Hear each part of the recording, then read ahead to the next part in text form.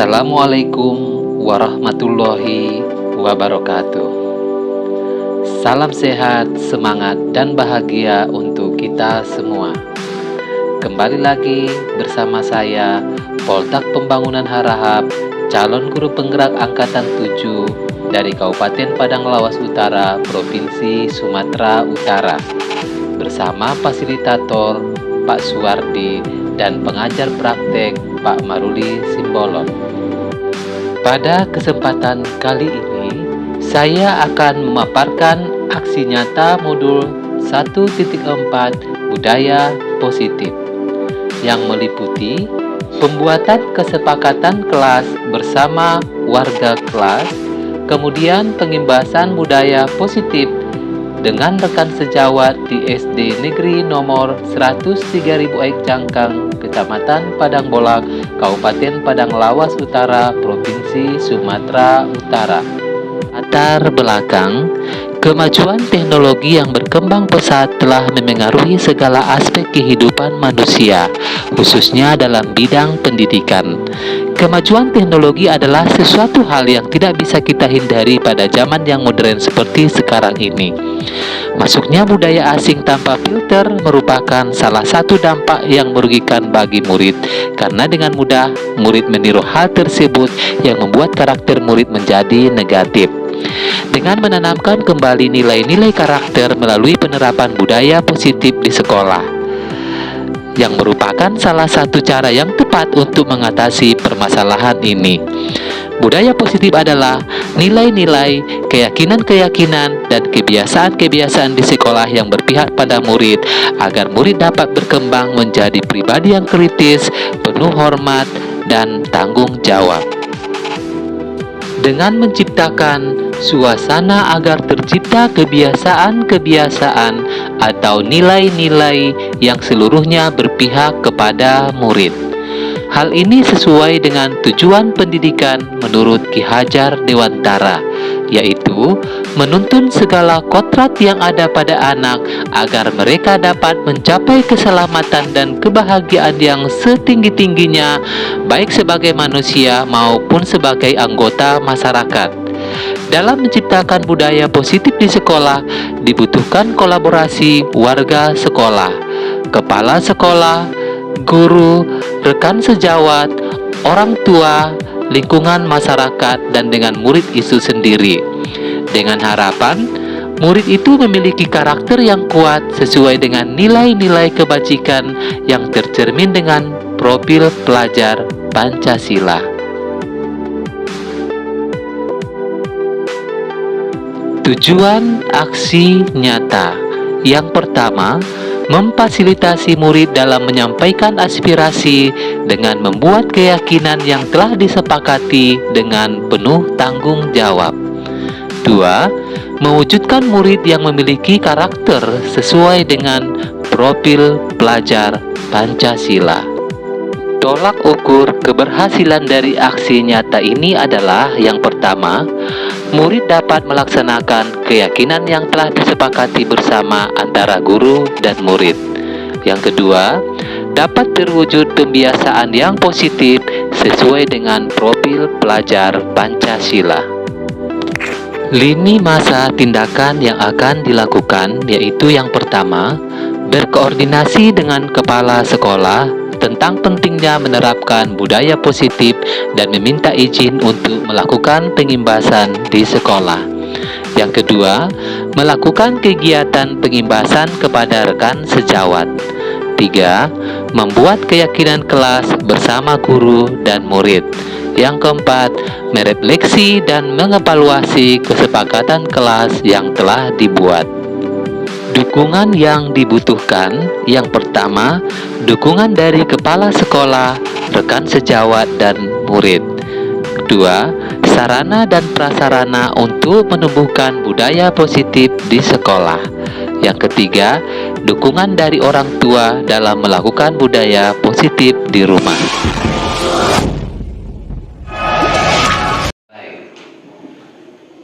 Baiklah, pada kesempatan kali ini kita akan membuat kesepakatan kelas dulu ya. Nah, silakan kalian diskusikan atau kalian salurkan inspirasi kalian masing-masing. Apa kesepakatan kelas yang cocok ya, atau yang pantas atau yang layak kita laksanakan di kelas ini. Nah, kesepakatan kelas.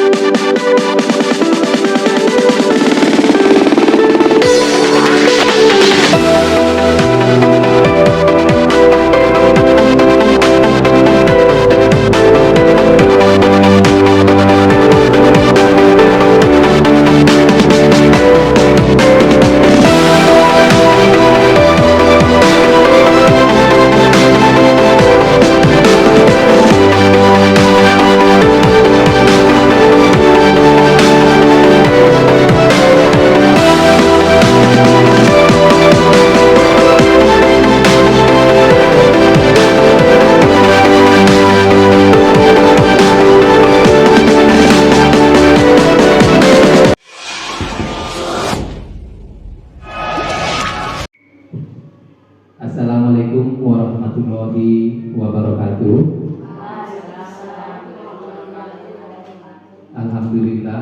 Alhamdulillahirabbil alamin wa wassalatu wassalamu ala asrofil anbiya'i wal mursalin wa ala alihi wasallam ajma'in, amma ba'du, fa ya ibadallah usikum wa iyaya bitaqwallah.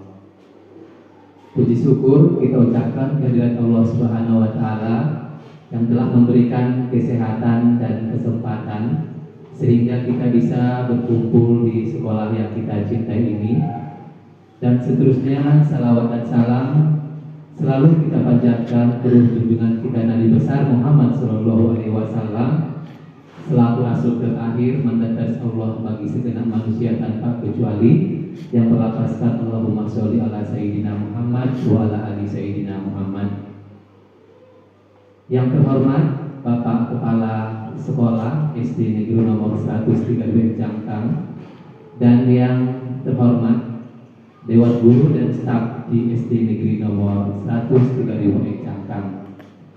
Selanjutnya saya mengucapkan banyak terima kasih kepada Bapak Ibu Guru yang sudah berkenan mengikuti pengibasan modul 1.4 yaitu tentang budaya positif, yaitu disusun oleh saya sendiri, Kota Pembangunan Harahap, calon guru penggerak angkatan 7 dari SD Negeri nomor 132 Jangkang, Kecamatan Padangbola, Kabupaten Padang Lawas Utara, Provinsi Sumatera Utara. Baiklah Bapak Ibu, sebelum kita lanjut ke budaya positif, terlebih dahulu kita harus tahu sebenarnya tujuan pendidikan itu apa, begitu. Nah, tujuan pendidikan menurut Ki Hajar Dewantara yaitu menuntut segala kodrat yang ada pada anak agar mereka dapat mencapai keselamatan dan kebahagiaan yang setinggi-tingginya, baik sebagai manusia maupun sebagai anggota masyarakat. Dalam proses menuntut, anak diberi kebebasan, namun belum memberi tuntunan dan arahan agar anak tidak kehilangan arah dan tujuan, sehingga anak dapat menemukan kemerdekaannya dalam belajar. Jika guru ibaratkan seperti petani padi, petani hanya dapat menuntun tumbuhnya padi dengan cara memperbaiki tanah, kemudian menyiangi, memberi pupuk, memberi pengairan yang cukup, dan membasmi hama. Petani tidak bisa berharap jika tumbuhan padi itu berubah menjadi tumbuhan jagung. Begitu juga dengan kita guru. Guru hanya bisa menuntun dan merawat tumbuh kembangnya peserta didik sesuai dengan kodratnya masing-masing. Nah, bagaimana seorang guru bisa memberikan stimulus yang baik untuk peserta didik hingga menuntunnya untuk memaksimalkan potensi yang dimilikinya agar peserta didik dapat menemukan kemerdekaannya dalam belajar. Pendidik atau guru, ya, posisinya hanya sebagai penuntun tumbuh kembangnya kodrat anak. Kita hanya bisa memperbaiki lakunya saja. Nah, inilah tugas seorang pendidik untuk menuntun. Salah satu yang bisa kita lakukan dalam menuntun ini adalah menciptakan budaya positif. Kembali ke modul 1.4 tadi. Nah, menghubungkan konsep budaya dan lingkungan positif di sekolah yang berpihak kepada murid. Nah, budaya positif itu sebenarnya apa? Coba Bapak Ibu, kira-kira budaya positif itu apa? Nah, budaya positif yaitu nilai-nilai dan kebiasaan-kebiasaan di sekolah yang berpihak pada murid agar mereka dapat berkembang menjadi pribadi yang kritis, ya, penuh hormat dan bertanggung jawab. Jadi, kita berupaya untuk menuntun murid dengan menciptakan suasana agar tercipta kebiasaan-kebiasaan atau nilai-nilai yang seluruhnya berpihak kepada murid. Nah, budaya positif merupakan gambaran umum yang harus kita capai untuk menciptakan suasana yang bisa mendukung bagi perkembangan peserta didik yang berkaitan dengan kegiatan-kegiatan yang kita lakukan di sekolah. Nah, perubahan paradigma, ya. Nah, berarti selama ini kita mempunyai pandangan yang menurut budaya positif itu salah begitu. Nah, disinilah kita akan mempelajari tentang perubahan paradigma tentang budaya positif. Nah, budaya positif itu artinya adalah sekolah perlu menyediakan lingkungan yang positif, aman dan nyaman agar peserta didik mampu berpikir, bertindak dan mencipta dengan merdeka, mandiri dan bertanggung jawab. Arti merdeka di sini bahwa murid itu mampu tidak bergantung pada orang lain. Nah, budaya positif ini sering kita kaitkan dengan kata disiplin, ya. Kemudian selanjutnya disiplin itu biasanya dikaitkan dengan kontrol. Kontrol di sini berkaitan dengan kontrol guru terhadap murid. Untuk selanjutnya mari kita pahami apa itu kata disiplin. Kemudian kita pahami konsep kontrol itu sebenarnya apa. Nah, kira-kira disiplin itu apa? Coba Bapak Ibu, kira-kira disiplin itu apa menurut kita? Karena kata disiplin ini sering kita ucapkan atau kita laksanakan atau kita sampaikan kepada peserta didik kita atau para murid tentang kata disiplin ini. Coba, kira-kira menurut Bapak Ibu disiplin itu apa? Coba.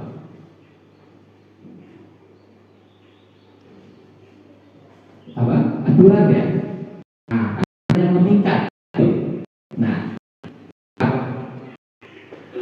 bahan kegiatan selanjutnya itu membayarkan, ya, yang di dalam tangan Bapak Ibu semuanya. Kemudian bahwa yang di dalam kepala Bapak Ibu itu adalah sesuatu yang penting yang merupakan harga diri, ya. Kemudian rekan yang lainnya membujuk, ya, Bapak Ibu untuk tangan, baik dengan iming-iming, diberikan uang, dibujuk, diintimidasi agar Bapak Ibu membuka kepalan tangan. Padahal yang perlu kita ingat adalah yang ada dalam kepalan tangan kita adalah sesuatu yang sangat berharga sekali, merupakan harga diri kita, bisa saja seperti itu. Nah, pertanyaannya, apakah Bapak Ibu bisa membuka kepalan tangan itu untuk orang lain? Tidak, ya. Oke. Kemudian, apakah beliau akan membuka kepalan tangan itu untuk orang lain? Tetap jawabannya tidak. Ketika kita bilang apa yang menurut kita penting, dan ketika ada yang memaksa apa yang bisa kita lakukan, atau tetap mempertahankan. Tetap mempertahankan, ya. Biar ini uang 20 juta begitu. Nah, bagaimana Bapak Ibu? Nah, iya, sesungguhnya memang tidak ada seorang pun yang bisa mengontrol kita. Kita sendiri yang memegang kontrol atas kepalan tangan kita. Apakah nanti pada akhirnya kita akan membuka atau tetap menutup tangan kita, itu tergantung pada diri kita masing-masing sesuai dengan kebutuhan dasar pada saat itu. Misalnya, kita memegang sesuatu yang penting dan saat itu kita sangat membutuhkan uang. Bisa saja kepalan tangan itu bisa kita buka, tetapi tetap yang memerintahkan tangan kita untuk membuka itu adalah kita sendiri. Baik itu ada faktor dari luar ataupun memang kebutuhan dasar kita. Nah, inilah yang harus kita rubah. Maksudnya, kita merubah paradigma. Paradigma yang sering terjadi tentang teori kontrol adalah ilusi. Nah, Bapak Ibu guru semuanya tahu tidak apa yang dimaksud dengan ilusi? Ya, hayalan ya. Ya. Nah, ilusi itu adalah sebuah harapan di luar kenyataan, harapan yang tidak berdasar. Misalnya, ilusi guru itu mengontrol murid. Ilusi guru mengontrol murid. Nah, pada dasarnya memang benar, kita bisa mengontrol murid, tetapi pada kenyataannya bahwa murid itu tidak bisa kita kontrol. Itu hanya ilusi semata. Yang bisa mengontrol murid itu adalah dirinya sendiri atas kebiasaan atau perilaku mereka sesuai dengan kebutuhan dasar mereka. Selanjutnya, ilusi bahwa kritik dan membuat orang merasa bersalah itu adalah menguatkan karakter. Nah, mengkritik murid membuat merasa bersalah dengan harapan murid tersebut sadar atas kesalahan yang dia lakukan. Ternyata hal tersebut merupakan sebuah harapan atau tujuan kita yang keliru, yang tidak sesuai dengan makna dari kontrol itu sendiri. Nah, yang selanjutnya, ilusi bahwa semua penguatan positif, efektif, dan bermanfaat. Nah, biasanya dalam setiap pembelajaran kita membujuk anak tersebut. Nah, pada saat sementara dia mau, kemudian pada saat selanjutnya ketika tidak dibujuk, ketika tidak diberikan penguatan, maka anak itu akan ketagihan. Inilah yang harus kita rubah. Selanjutnya, ilusi bahwa orang dewasa memiliki hak untuk memaksa. Nah, pada dasarnya orang dewasa memang betul memiliki kehendak kepada anak-anak. Kalau ini kita lakukan, kemungkinan akan timbul permusuhan. Mungkin dia mau mengikuti paksaan kita. Tetapi pada akhirnya anak tersebut merasa tidak enak, bahkan bisa terjadi pertengkaran atau permusuhan. Kita mencoba mengubah agar orang berpandangan sama dengan kita. Menurut teori kontrol, kita tidak bisa mengubah pandangan orang lain, karena pandangan orang lain berbeda dengan kita menurut keyakinannya. Kita berusaha memahami pandangan orang lain, bukan mengubah pandangan orang lain. Inilah yang perlu kita garis bawahi.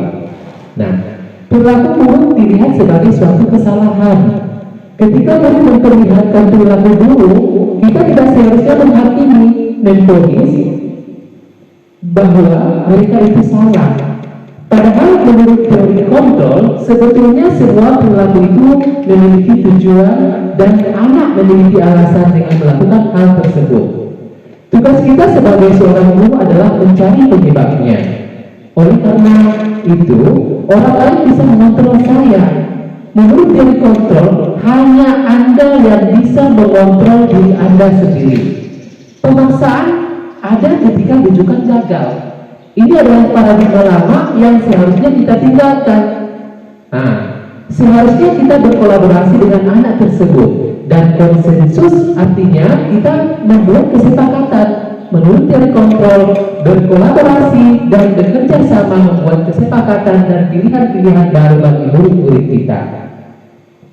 Budaya positif itu berkaitan dengan sebuah keadaan yang mengangkat dengan kebiasaan dan perilaku yang baik. Disiplin adalah salah satu unsur pembentuk dari budaya positif. Selanjutnya, apa makna disiplin? Coba apa makna disiplin Bapak Ibu? Nah, aturan ya. Iya. Apa yang terbayang di benak kita? Apa yang terlintas di pikiran kita saat mendengar kata disiplin gitu? Aturan ya. Nah,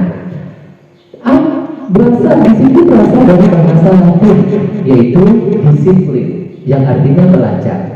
Makna asal dari kata ini berkonotasi dengan disiplin diri dari murid-murid Sokrates dan Plato.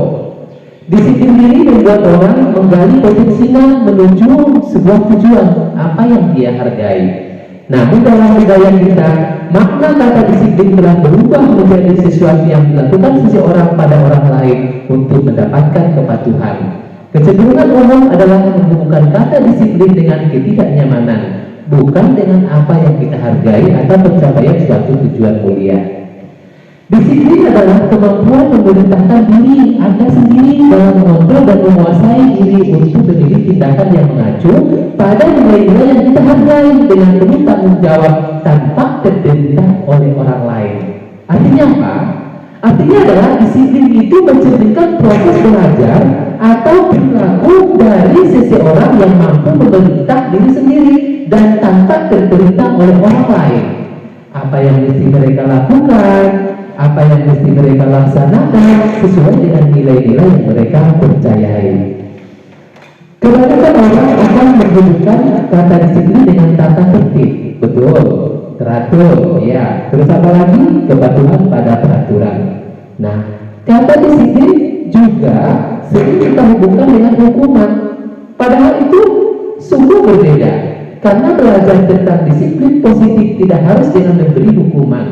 Justru hukuman itu adalah salah satu alternatif terakhir, dan kalau perlu itu tidak kita gunakan sama sekali. Kenapa? Karena akan membunuh kreativitas dalam jiwa-jiwa peserta didik. Seseorang yang memiliki disiplin diri berarti mereka bisa bertanggung jawab terhadap apa yang dilakukannya, karena mereka mendasarkan tindakan mereka pada nilai-nilai kebajikan universal. Sebagai pendidik, tujuan kita adalah menciptakan anak-anak yang memiliki disiplin diri sehingga mereka bisa berperilaku dengan mengacu pada nilai-nilai kebajikan universal dan memiliki motivasi intrinsik, bukan nilai ekstrinsik. Apa nilai-nilai kebajikan universal itu? Nah, yaitu setiap perilaku atau perbuatan memiliki suatu tujuan. Kemudian, dengan mengaitkan nilai-nilai kebajikan yang diyakini seseorang, maka motivasi intrinsiknya akan terbangun sehingga menggerakkan motivasi dari dalam untuk dapat mencapai tujuan mulia yang diinginkan. Kemudian, nilai-nilai kebajikan yang ingin dicapai oleh setiap anak Indonesia kita kenal dengan profil pelajar Pancasila. Apa saja profil pelajar Pancasila itu? Nah, profil pelajar Pancasila itu terdiri dari beriman, bertakwa kepada Tuhan Yang Maha Esa dan berakhlak mulia. Kemudian mandiri. Selanjutnya bernalar, kritis, berkebinekaan global, bergotong royong, dan kreatif. Baiklah Bapak Ibu, selanjutnya kita melangkah ke slide selanjutnya, yaitu teori motivasi, hukuman, dan penghargaan restitusi. Apa itu hukuman? Nah, hukuman bersifat tidak terencana atau tiba-tiba. Anak atau murid tidak tahu apa yang akan terjadi dan tidak dilibatkan. Hukuman bersifat satu arah dari pihak guru yang memberikan, dan murid hanya menerima suatu hukuman tanpa melalui suatu kesepakatan. Atau pengarahan dari pihak guru, baik sebelum atau sesudahnya. Hukuman yang diberikan bisa berupa fisik maupun psikis. Murid disakiti oleh suatu perbuatan atau kata-kata yang dapat melukai hatinya. Kemudian, konsekuensi. Nah, konsekuensi itu apa Bapak Ibu? Nah, kalau konsekuensi yaitu sudah terencana atau sudah disepakati, sudah dibahas dan disetujui oleh murid dan guru. Umumnya, bentuk-bentuk konsekuensi dibuat oleh pihak guru atau sekolah, dan murid sudah mengetahui sebelumnya konsekuensi yang akan diterima bila ada pelanggaran. Pada konsekuensi murid tetap dibuat tidak nyaman untuk jangka waktu pendek. Konsekuensi biasanya diberikan berdasarkan suatu data yang umumnya dapat diukur. Misalnya, setelah 3 kali tugasnya tidak diselesaikan pada batas waktu yang diberikan, atau murid melakukan kegiatan di luar kegiatan pembelajaran, misalnya mengobrol, makan, maka murid tersebut akan kehilangan waktu bermain dan harus menyelesaikan tugas karena ketertinggalannya. Peraturan dan konsekuensi yang mengikuti ini sudah diketahui sebelumnya oleh murid. Sikap guru di sini senantiasa memonitor murid. Nah, selanjutnya kita masuk yaitu restitusi. Apa itu restitusi? Nah, restitusi adalah proses menciptakan kondisi bagi murid untuk memperbaiki kesalahan mereka, sehingga mereka bisa kembali pada kelompok mereka dengan karakter yang lebih kuat. Restitusi juga merupakan proses kolaboratif yang mengajarkan murid untuk mencari solusi untuk masalah mereka dan membantu murid berpikir tentang orang seperti apa yang mereka inginkan menjadi tujuan mulia dan bagaimana mereka harus memperlakukan orang lain. Nah, apa ciri-ciri restitusi itu? Yang pertama adalah bukan bukan untuk menebus kesalahan, namun untuk belajar dari kesalahan. Kemudian yang kedua, memperbaiki hubungan. Yang ketiga, tawaran, yaitu bukan paksaan. Yang keempat, restitusi, menuntut untuk melihat ke dalam diri. Kemudian yang kelima, restitusi, mencari kebutuhan dasar yang mendasari tindakan. Selanjutnya, restitusi diri adalah cara yang paling baik. Restitusi fokus pada karakter, bukan tindakan.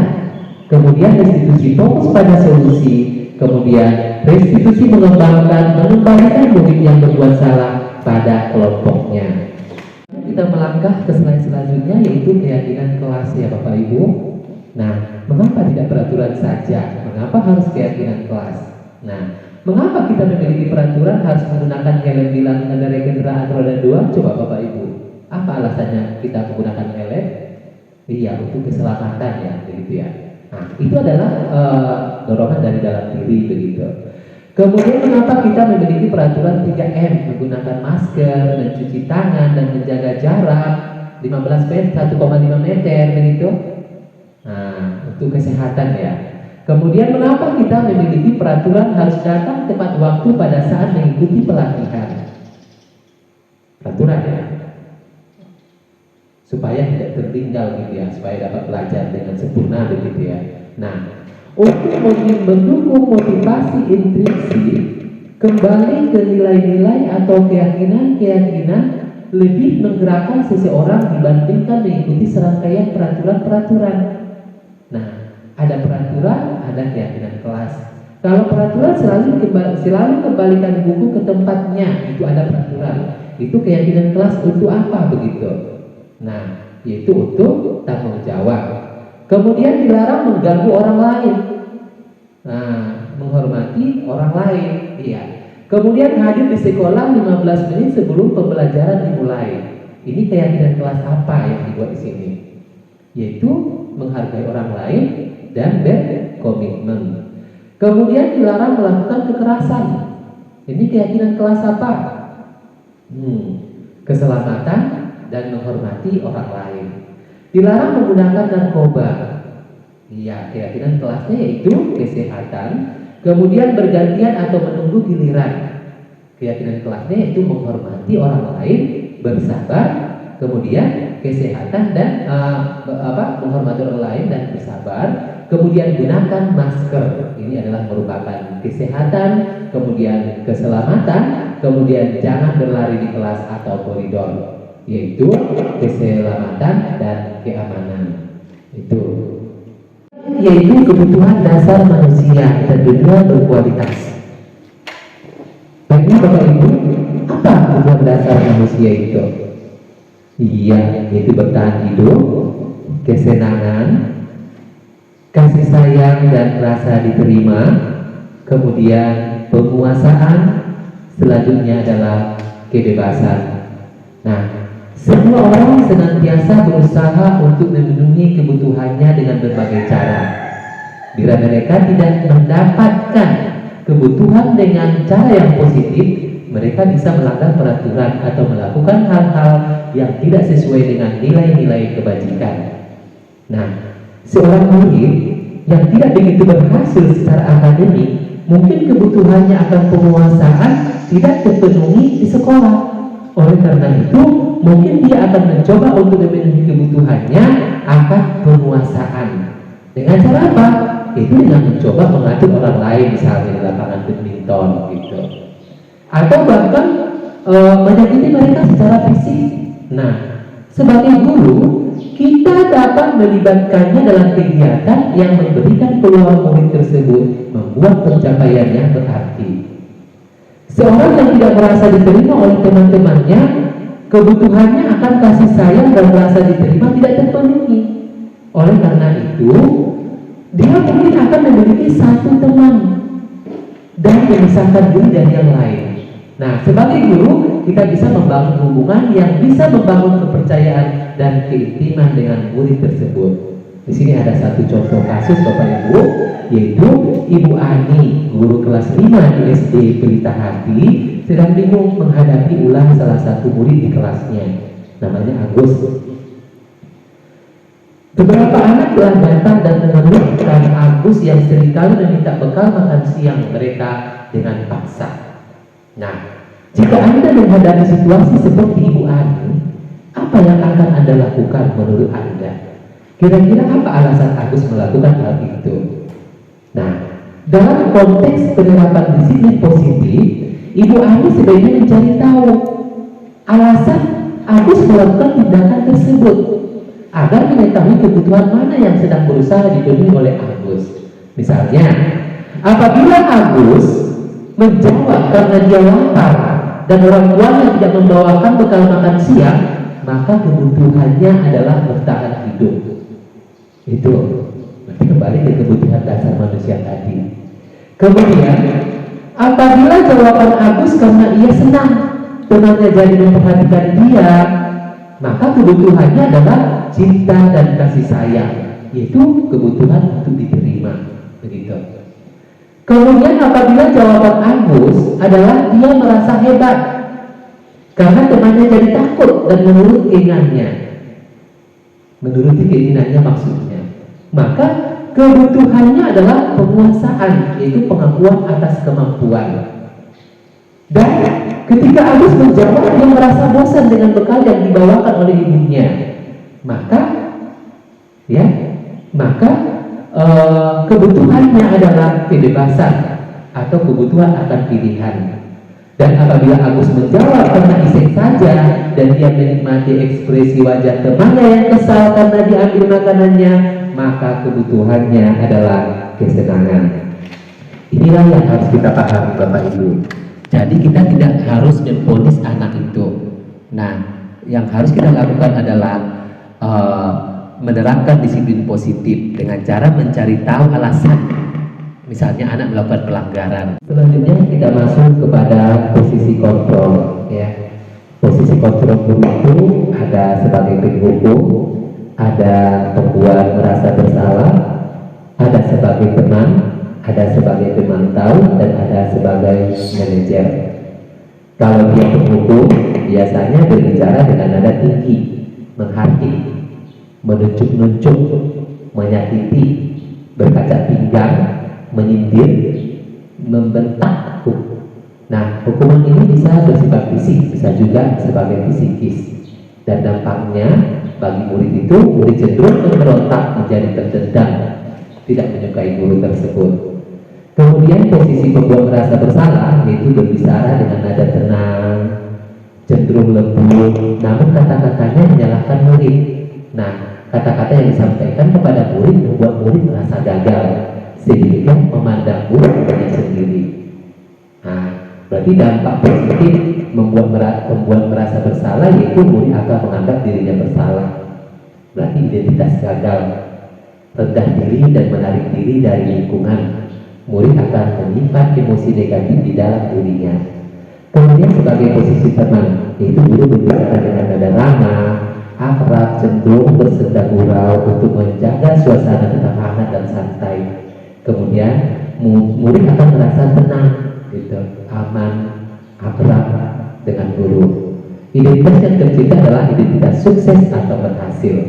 Nah, dampak posisi teman adalah pendidikan. Karena ini masih dorongan eksternal begitu, maka ada faktor ketergantungan murid kepada orang tertentu. Murid akan berperilaku baik, namun hanya kepada orang tertentu saja begitu.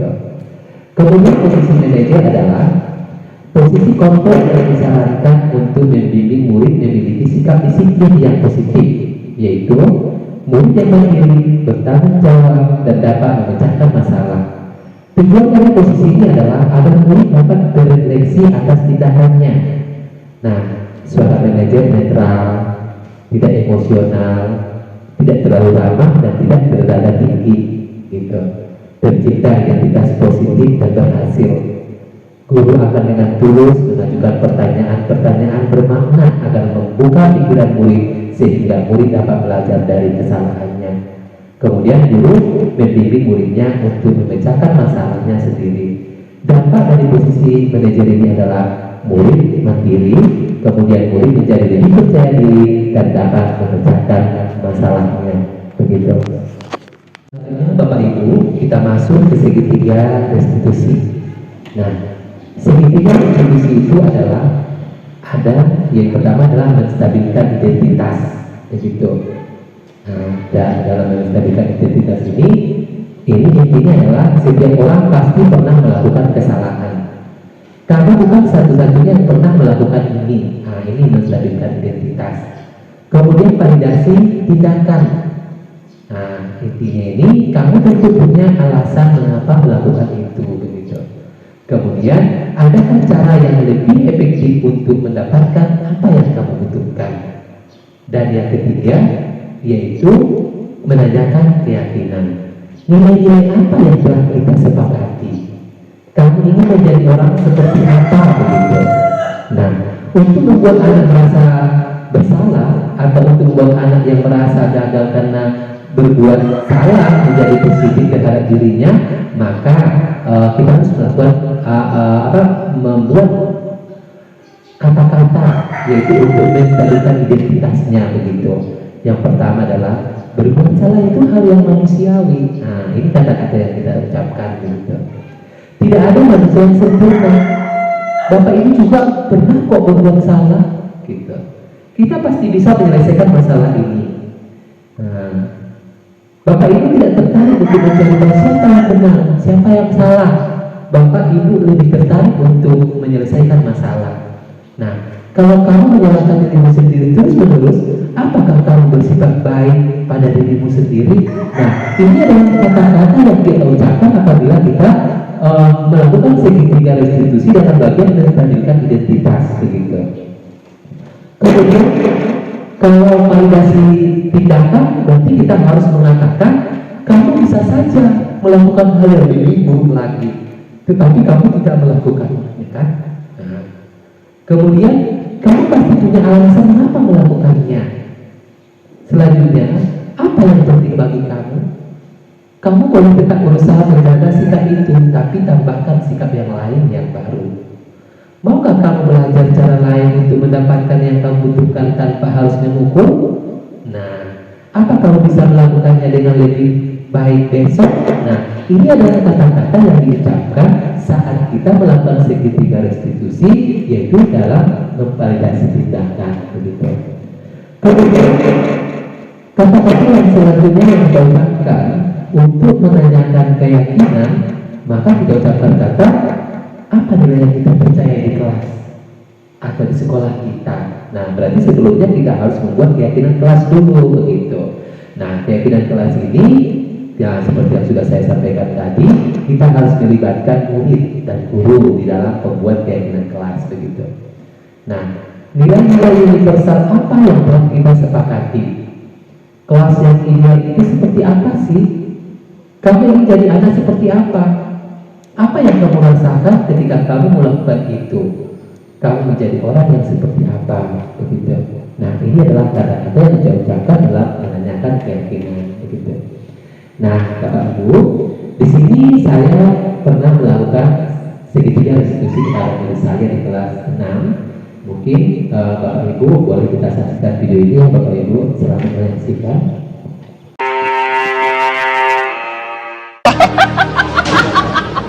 Kasihan anak ini, dasar nasib orang miskin loh.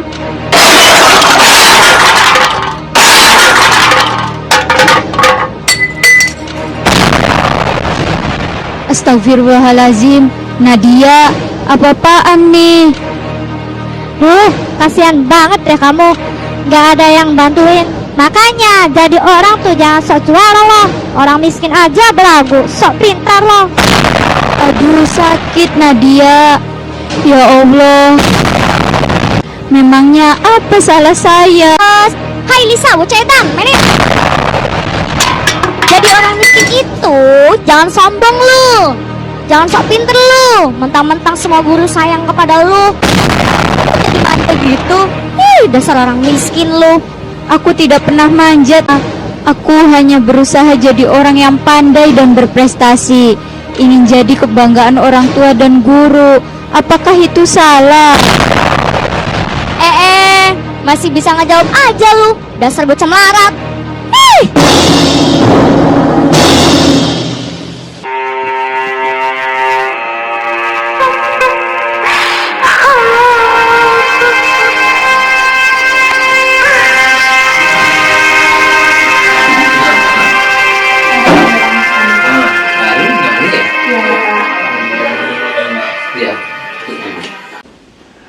Assalamualaikum anak-anak Bapak. Waalaikumsalam, Pak.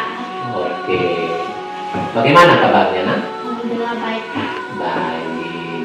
Hari ini Bapak sengaja memanggil Nadia kemari karena Bapak dengar dari teman-teman kalau Lisa nangis karena Nadia diganggu oleh Nadia. Betul itu? Betul, Pak.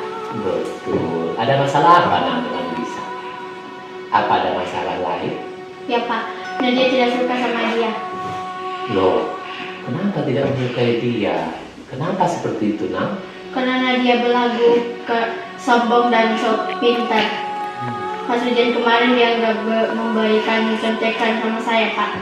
Oh, begitu.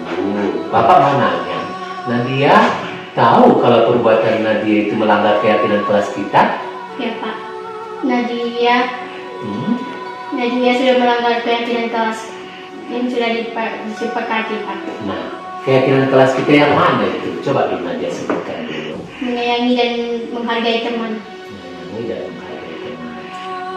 Nah, terus apa lagi, Nak? Tidak membeda-bedakan teman, yaitu dengan tidak melihat dari latar belakang keluarga, suku, agama, ras, dan antar golongan. Oh, kemudian apa lagi yang Nadia langgar? Tidak mencatat ketika ujian. Nah, betul sekali. Berarti keyakinan kelas yang Nadia langgar itu yang pertama tidak menyayangi dan menghargai teman. Kemudian seharusnya kita itu tidak membeda-bedakan teman, yaitu dengan tidak melihat latar belakang keluarga, baik dia suku, agama, ras, dan antar golongan, ya kan? Kemudian yang ketiga yaitu mencotik dalam ujian. Nah, kesepakatan kita kan tidak boleh mencotik dalam ujian. Nah, baiklah, kesalahan itu sebenarnya hal yang wajar, ya. Semua orang pasti pernah berbuat kesalahan. Baiklah, termasuk Bapak juga pernah melakukan kesalahan. Nah, sekarang yang terpenting kita mencari solusinya bagaimana. Apa solusi yang akan kita temukan? Bisa menangis karena diganggu oleh Nadia. Nah, apa yang seharusnya Nadia lakukan untuk kejadian ini? Minta maaf, Pak. Nadia tahu kalau Nadia salah dan Nadia berjanji untuk tidak mengulanginya lagi, Pak. Berjanji untuk tidak mengulanginya lagi. Luar biasa ya. Sebenarnya kalau Bapak pikir-pikir ya, kalian pasti bisa melakukan hal yang lebih buruk lagi tadi. Apa tetapi kalian tidak melakukannya. Bapak salut sama kalian. Nah, apakah kalian mau berubah ke arah yang lebih baik lagi? Mau, Pak. Mau, alhamdulillah, anak hebat. Intinya kita tidak boleh menyakiti temannya, Nak, karena itu adalah termasuk perbuatan yang tidak terpuji. Dan Bapak yakin apa yang kalian lakukan pasti ada alasannya untuk itu. Nah, Lisa, apakah Lisa mau memaafkan Nadia? Mau, Pak. Alhamdulillah. Sekarang Nadia sudah mau memperbaiki kesalahannya. Bagaimana caranya tadi, Nak? Meminta maaf dan berjanji untuk tidak mengulanginya lagi, Pak. Pintar sekali ya. Nah, pintar, selalu jaga diri baik-baik, jangan pernah menyerah untuk jadi yang terbaik. Nah, bisa dimengerti, Nak? Bisa. Bisa. Baiklah, sebelum kembali ke dalam kelas, silakan Nadia minta maaf dulu sama si Lisa. Bisa.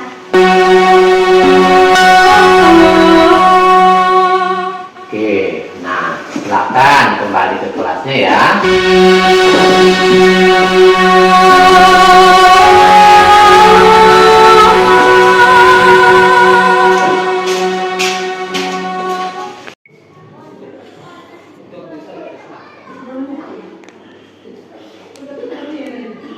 Assalamualaikum warahmatullahi wabarakatuh. Jadi dari pemaparan Bapak Potak tadi ada sedikit yang ingin saya sampaikan, yaitu mengenai motivasi intrinsik atau motivasi yang datang dari dalam diri peserta didik. Jadi yang ingin saya sampaikan, bagaimana cara kita sebagai seorang guru agar kita dapat menimbulkan atau menanamkan motivasi dari dalam diri peserta didik supaya program restitusi yang sebagaimana dipaparkan tadi dapat berjalan baik di sekolah. Mungkin itu saja Bapak. Terima kasih. Assalamualaikum warahmatullahi wabarakatuh. Waalaikumsalam warahmatullahi wabarakatuh. Pertanyaan yang bagus sekali ya. Bagaimana cara menumbuhkan motivasi intrinsik dalam jiwa peserta didik atau dalam jiwa guru kita. Nah, berarti menurut yang sudah saya pelajari, yaitu cara menumbuhkan motivasi yang ada dalam diri murid itu yang pertama adalah kita harus membuat keyakinan kelas, ya. Kita harus membuat keyakinan kelas dengan murid. Berarti dalam membuat keyakinan kelas itu kita harus melibatkan murid, guru dengan murid. Berarti apabila terjadi pelanggaran begitu ya, jadi si murid ini kita kembalikan ke keyakinan kelas itu. Begitu. Nah itu yang pertama. Kemudian yang kedua adalah kita harus menerapkan disiplin positif. Nah, disiplin positif berarti kembali ke kebutuhan dasar manusia, gitu. Nah, seperti yang sudah kita ketahui bersama atau yang sudah kita pelajari tadi, yaitu kebutuhan dasar manusia yaitu ada 5, yaitu kebutuhan bertahan hidup, kemudian kebutuhan untuk kasih sayang, cinta dan kasih sayang, kemudian kebutuhan akan penguasaan, kemudian kebebasan, dan yang selanjutnya adalah tentang kesenangan. Jadi untuk menunjukkan motivasi intrinsik dari dalam diri si murid ini atau peserta didik kita ini, kita harus menerapkan disiplin positif sesuai dengan kebutuhan apa yang dia inginkan pada saat itu, begitu. Nah, berarti sesuai dengan kebutuhan apa yang diinginkan pada saat itu. Seperti tadi ya, yaitu contoh kasus yaitu si Agus tadi ya. Si Agus itu meminta bekal makan siang kawan-kawannya. Nah, berarti penerapan disiplin positifnya yaitu Ibu Ani mencari tahu, begitu, alasan Agus melakukan hal tersebut. Berarti kembali ke kebutuhan dasar manusia itu. Kalau umpamanya tadi Agus karena lapar, berarti kebutuhan untuk bertahan hidup, begitu. Kalau dia supaya senang temannya jadi memperhatikan dia, berarti cinta dan kasih sayang. Nah, berarti kita harus mengetahui bagaimana sih kita telusuri si murid ini, bagaimana, apakah dia kurang kasih sayang, begitu ya, sehingga dia mencari perhatian di sekolah, begitu. Kemudian kalau dia ingin merasa hebat, berarti tentang penguasaan. Kemudian kalau merasa bosan dengan bekal yang dibawanya, berarti kebutuhan akan kebebasan. Kemudian kalau Agus itu iseng saja, dia menikmati ekspresi wajah kawannya, berarti kebutuhan akan kesenangan. Nah, berarti untuk menentukan motivasi intrinsik dari dalam jiwa murid itu, kita kembali ke keyakinan kelas.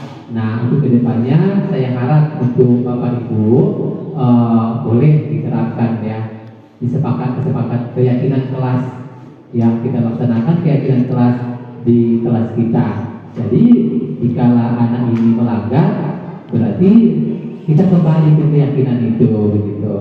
Nah, kemudian yang kedua, kita harus mengetahui kebutuhan dasar daripada manusia itu. Berarti kita harus mengetahui kebutuhan dasar murid itu. Nah, berarti dengan cara mengetahui kebutuhan dasar murid itu, berarti kita bisa menumbuhkan jiwa-jiwa atau motivasi intrinsik dari dalam dirinya. Begitu. Kira-kira ada lagi Bapak Ibu? Pas ya, oke. Selanjutnya dalam pertemuan kita kali ini, saya mengucapkan banyak terima kasih kepada Bapak Kepala Sekolah, kemudian Ibu, Dewan Guru, dan staf yang ada di SD Negeri nomor 135 Cangkang. Terima kasih karena sudah mengikuti penerapan budaya positif modul 1.4 yang merupakan tugas wajib kami dalam aksi nyata. Saya ucapkan sekali lagi terima kasih banyak. Kalau ada kata-kata saya yang salah atau yang tidak pantas disampaikan di sini, saya mohon maaf ya, karena manusia itu tidak luput dari kesalahan, hilaf dan dosa. Dan saya akhiri mengucapkan wabillahi taufiq wal hidayah, fastabiqul khairat kita berhak. Wassalamualaikum warahmatullahi wabarakatuh. Waalaikumsalam.